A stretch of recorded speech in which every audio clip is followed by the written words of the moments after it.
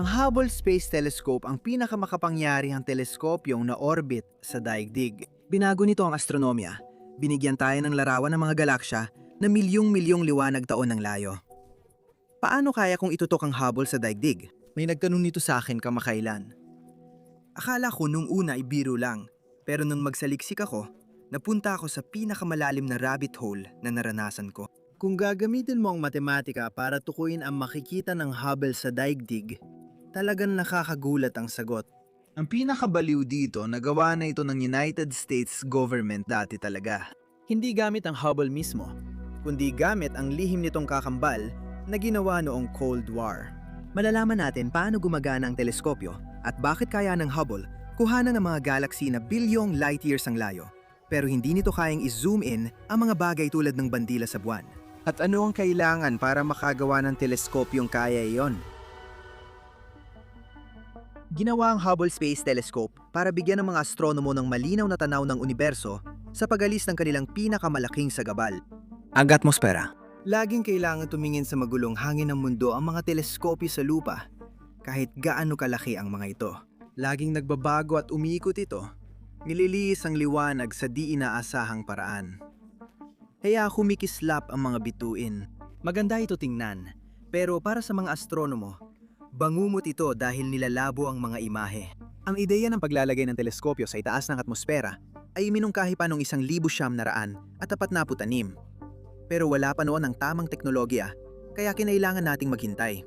Lumaktaw tayo sa Abril 24, 1970 at inilunsad si Hubble sakay ng Space Shuttle Discovery. May dala itong salamin na 2 tuldok 4 na metro ang lapad, halos kasing laki ng king size na kama, at pinakintab ng perpekto na ang tanging imperpeksyon ay isa lang sa 15 bahagi ng kapal ng hibla ng buhok ng tao. ang salamin ay nasa loob ng katawan, na 13 metro ang haba at 4 na metro ang lapad. Kasing laki ng malaking school bus at tumitimbang ng mahigit 11,000 kilo. Pinapagana ito ng 2 solar panel at umiikot ngayon sa taas na 500 at 70 kilometro na tatapos ang isang ikot bawat 76 na minuto. Ngayon, bago natin talagang pag-usapan kung ano ang makikita ni Hubble kung itutok ito sa mundo, kailangan muna nating maintindihan ang isang mas pangunahing bagay tungkol sa kung paano gumagana ang mga teleskopyo, dahil ito ang susi sa lahat. Sa teleskopyo, mahalaga ang laki dahil 2 bagay ang ginagawa ng salamin nito. Kinokolekta ang liwanag, parang timba na sumasalo ng ulan. Mas malaki ang timba, mas maraming ulan masalo. Mas malaking salamin, mas maraming photon makuha. Kaya mas kita ang mahina at madilim na bagay. Ganyan kumukuha ng litrato si Hubble ng mga galaksya na bilyon-bilyong taon na naglalakbay ang liwanag nila. Sobrang laki ng mga galaksya, binubuo ng daan-daang bilyong bituin. Kaya sama-sama silang naglalabas ng matinding liwanag. Kailangang maging matiyag ang Hubble sa pag-ipon ng liwanag.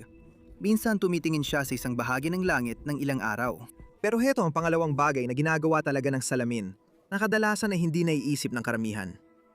Kapag mas malaki ang salamin, mas malinaw ang imahe. Hindi lang mas maliwanag, kundi mas malinaw. Ang dahilan dito ay tinatawag na diffraction limit. Kapag dumaan ang liwanag sa butas, pati sa lamin ng teleskopyo, kumakalat ito. Isa itong pangunahing katangian ng galaw ng liwanag. Mas maliit ang butas, mas kumakalat at lumalabo ang imahe. Ibig sabihin, kung mas malaki ang butas mo, mas kaunti ang liwanag na kakalat at mas malinaw ang mga detalye ng imahe. Isipin mo ito na parang mga ilaw ng kotse sa gabi. Kapag malayo pa ang kotse, isang kumpo lang ng liwanag ang nakikita mo. Hindi mo kayang paghiwalayin ang 2 ilaw ng kotse. Pero habang lumalapit ito, bigla silang maghihiwalay at makikita mong 2 pala. Ang distansyang naghiwalay sa kanila, yun ang resolusyon ng mata mo. Gumagana rin ang teleskopyo sa katulad na paraan, pero mas malaki ang pupil kaya nakakakita ng mas maliliit na detalye. Para kay Hubble, gamit ang 2 tuldok 4 metrong salamin para sa nakikitang liwanag, ang diffraction limit ay halos 0. Tuldok 0.5 arc seconds, napakaliit na anggulo. Kaya mong paghiwalayin ang 2 ilaw ng kotse sa New York kahit nasa London ka. Dahil dito, nakakagawa si Hubble ng malinaw na larawan ng kalawakan. Ang pagiging malinaw ay iba sa kakayahang mag-zoom in sa maliliit na bagay. Tuwing tinatalakay ko ito, palagi akong tinatanong ng pareho, kung kayang ko na ni Hubble ng larawan ng mga galaxy na bilyon-bilyong light years ang layo, Bakit hindi na lang natin i-zoom in at kunan ng litrato ang bandila sa buwan para patunayan sa mga nagdududa ang moon landing? Ito ang isa sa pinakakaraniwang maling akala sa gamit ng teleskopyo. At kapag naintindihan mo ito, magiging malinaw lahat. Maling ipinapapalagay ng tanong ngayon na magkapareho ang pagtukoy at malinaw na pag-resolve ng isang bagay. Maaring ang isang galaxy ay hindi masukat ang layo, pero hindi rin masukat ang laki nito. 10,000 light years ang lapad. Mula sa Earth, malaki ang sakop ito sa kalangitan at kitang-kita na kukuhanan ng litrato at na-expose ni Hubble ang loob gaya ng spiral arms at alikabok. Ang bandila ng Amerika sa buwan, 1 metro lang ang lapad, at ang gulo nito mula sa Earth ay halos 0.000005 arc seconds. Ang resolution ni Hubble ay 0.05 arc seconds, na 100,000 beses mas malabo. Nandun ang bandila, pero milyon na beses itong mas maliit kaysa 1 pixel ng Hubble camera. Parang naghahanap ng butil ng buhangin sa tabing dagat mula sa eroplano. Para makita ang bandila sa buwan mula sa Earth orbit, kailangan mo lang 85 metrong lapad na salamin. Halos kasing haba na ito ng football field at mas mahaba pa sa kaya nating ilunsad ngayon. Ang laki ng bagay sa kalangitan ng mahalaga, hindi lang distansya. Kayang kunan ng litrato ang mga galaxy dahil malaki sila, pero hindi ang mga bandila sa buwan. Hindi kasalanan yun ng Hubble, pisika lang talaga yon, pero nadidistract na tayo. Ang tanong pa rin, paano kung itutok natin ang Hubble sa daigdig? Ang Hubble ay 570 kilometro ang taas mula sa daigdig. Gamit ang diffraction limit na 0.05 arc seconds, pwede nating kalkulahin ang pinakamaliit na bagay na makikita nito sa lupa ayon sa teorya.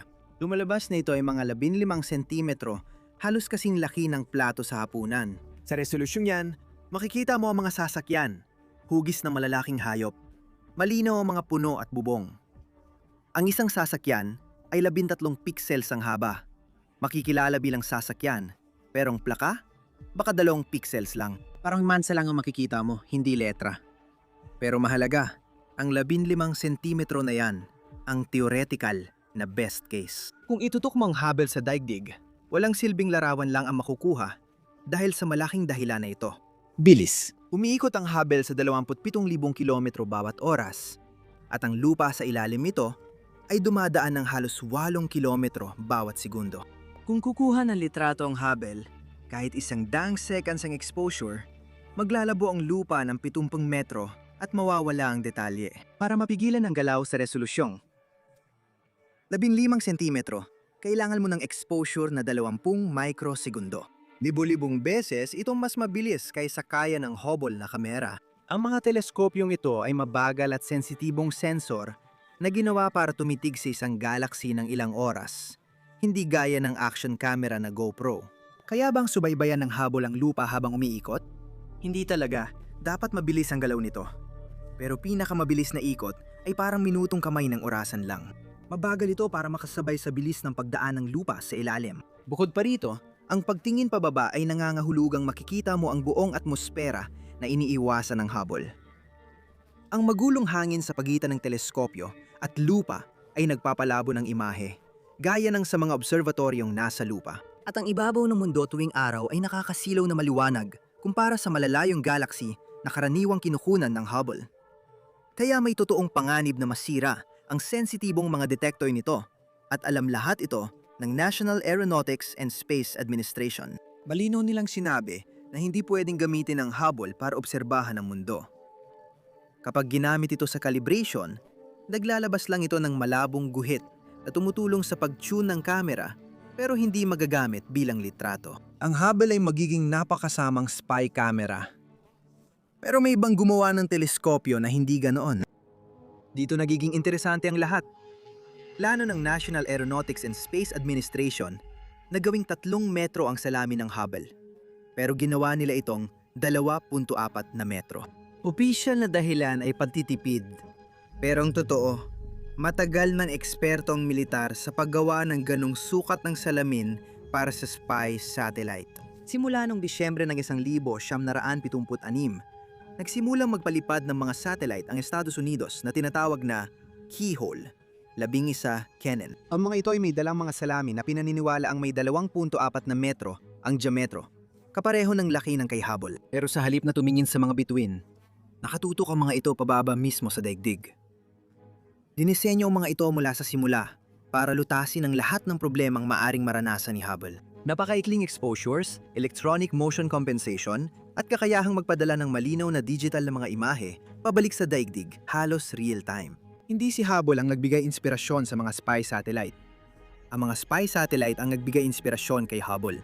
At alam natin na magkaugnay sila dahil noong 2012, ang National Reconnaissance Office, ang lihim na ahensya na gumagawa ng mga spy satellite ng Amerika, ay nag-donate ng 2 ekstrang 2.4 na metrong mirror telescope assemblies sa National Aeronautics and Space Administration.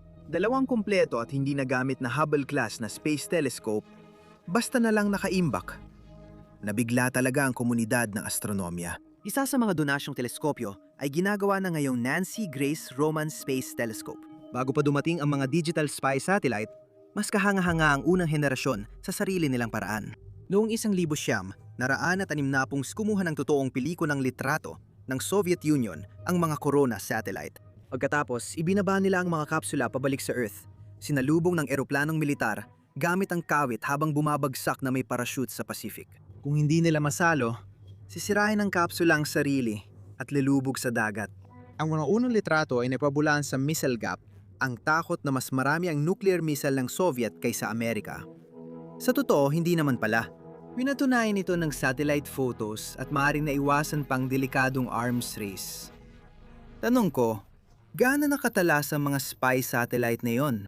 Noong Agosto ng 2019, nagkaroon tayo ng hindi sinasadyang sagot. Sumabog ang Iranian rocket sa launch pad at nag-tweet si Pangulong Trump ng larawan na nasirang lugar na mas malinaw pa kaysa komersyal na satellite photo. Makalipas ang ilang oras, natukoy ng mga amateur satellite tracker na galing ang larawan sa isang keyhole 11 satellite na dumaan sa Iran sa tamang oras. Sinuri ng mga analyst ang mga tampok sa larawan at tinantiya na may resolusyong 10 sentimetro ito. Ayon sa ulat, ang komunidad ng intelihensya ay galit na galit siya hindi dahil mali ang larawan, kundi dahil inilantad nito sa publiko ang matagal na itinagong lihim. Kahit 10 sentimetro na lang ang layo, hindi mo pa rin kaya makabasa ng teksto o makilala ang mga muka. Ang tao ay makikita bilang maliit na kumpol ng pixel. Alam mong tao siya, pero di mo makilala. Ang zoom-in enhance sa pelikula, katang-isip pa rin yon. Kung 2 pixel lang ang lapad ng bagay sa larawan, walang computer na kayang lumika ng detalyeng wala roon. Para nag-zoom in ka sa mosaic. Sa huli, tiles na lang makikita mo. At walang satellite na kayang magbantay palagi sa isang lugar. Umiikot sila sa paligid ng mundo, bawat 70 minuto. At ilang minuto lang silang dumadaan sa bawat lokasyon. Ang pagsubaybay sa kotse sa lungsod, gamit ang satellite, gaya ng sa Hollywood ay science fiction pa rin. Paano kung Hubble ang itutok sa mundo? Ang literal na sagot ay, makakakuha ka ng maliwanag, malabo, at walang silbing kalat. Mali ang Hubble para sa ganitong gawain. Pero mas interesante ang totoong sagot. Ang parehong teknolohiya ng salamin at optical na prinsipyo ng Hubble na nagpapakuha ng larawan ng malalayong galaxies ay sabay ring dinevelop at lihim na ginamit para bantayan ang planeta natin. Ipinakita ng spy satellite na mas maliit ang arsenal ng nuklear ng Soviet kaysa inaakala at nakatulong ito sa pagbiripika ng kasunduan sa armas. Matagal nilang idinukumento ang mundo mula sa itaas, bago pa man malaman ng iba sa labas ng intelligence community ang tungkol dito. Ngayon, hindi na lang gobyerno ang may kapangyarihang iyon. May satellite na may 30 sentimetrong resolusyon na pinapatakbo ng mga komersyal na kumpanya at pwedeng gamitin ng lahat. Sa sigalot sa Ukraine, ipinakita ng komersyal na satellite imagery ang kilos ng tropa at pagkawasak halos sabay sa totoong oras. Ang dating pinakamahigpit na lihim noong Cold War ay nagiging karaniwan na ngayon. Pero ang pisika, diffraction, atmosfera, orbital mechanics, ang dahilan kung bakit walang teleskopyo, gaano man kamahal ang kayang magbigay ng ganap na kaalaman mula sa orbit. Ang manipis na atmosfera na nagpapakutitap sa mga bituin ay siya ring nagpapalabo ng tanawin para sa mga tumitingin pababa.